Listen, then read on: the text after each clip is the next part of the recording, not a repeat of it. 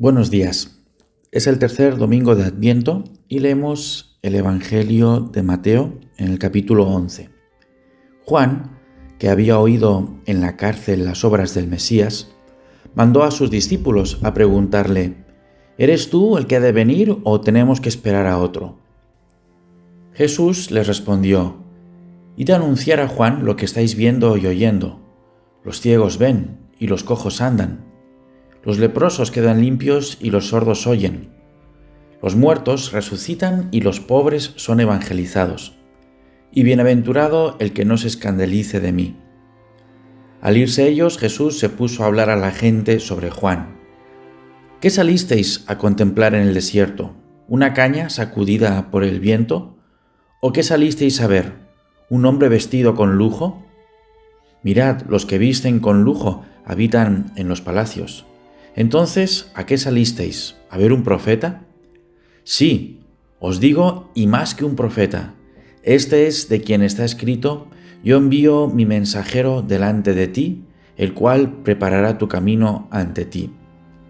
En verdad os digo que no ha nacido de mujer uno más grande que Juan el Bautista, aunque el más pequeño en el reino de los cielos es más grande que él. El Evangelio de hoy nos hace dar un salto hacia adelante en el tiempo de unos meses con respecto al del domingo pasado. Si la semana anterior contemplábamos a Juan bautizando en el río Jordán, ahora la situación ha cambiado.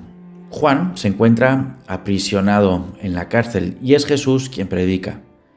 Herodes Antipas, el tetrarca de Galilea, había encarcelado a Juan Bautista por orden de su esposa Herodías, ya que Juan denunciaba públicamente su matrimonio ilegal con ella.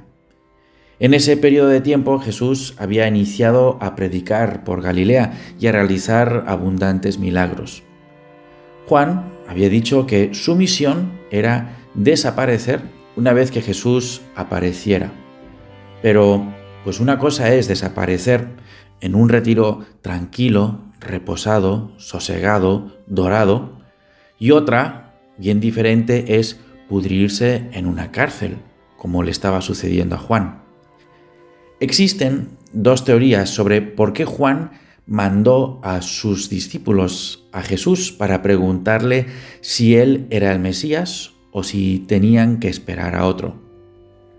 La primera teoría afirmaría que Juan estaba desconcertado, desilusionado y realmente albergaba dudas en su corazón acerca de la verdadera naturaleza de Jesús y de su misión.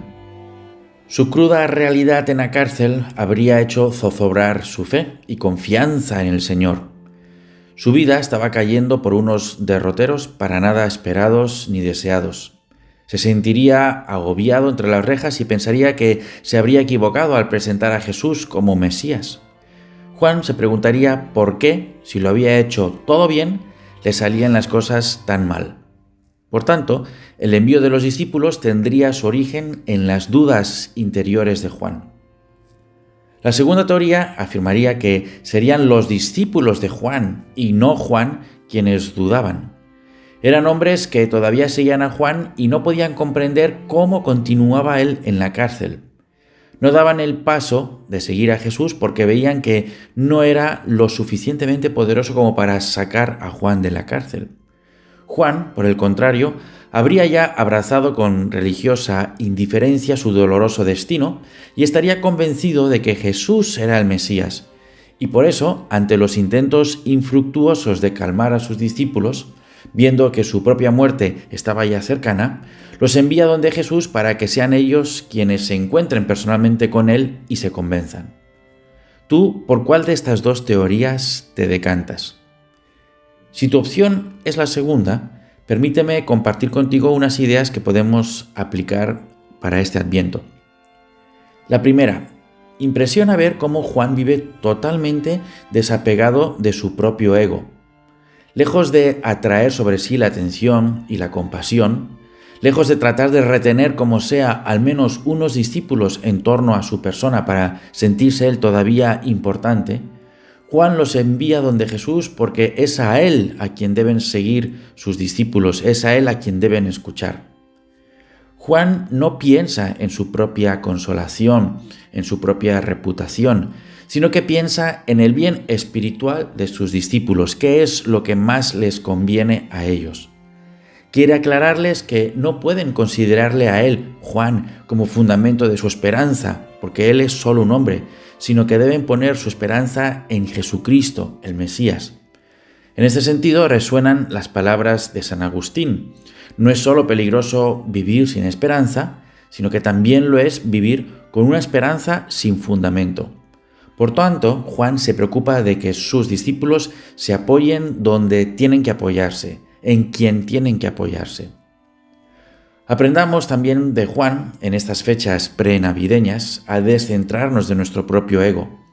En lugar de estar pendientes de cómo nosotros podemos vivir una Navidad feliz, quizás la clave que nos da Juan es tratar de pensar más bien cómo podemos hacer que alguien más fuera de mí, ya sea en mi familia, algún amigo, alguna otra persona, tenga una feliz Navidad.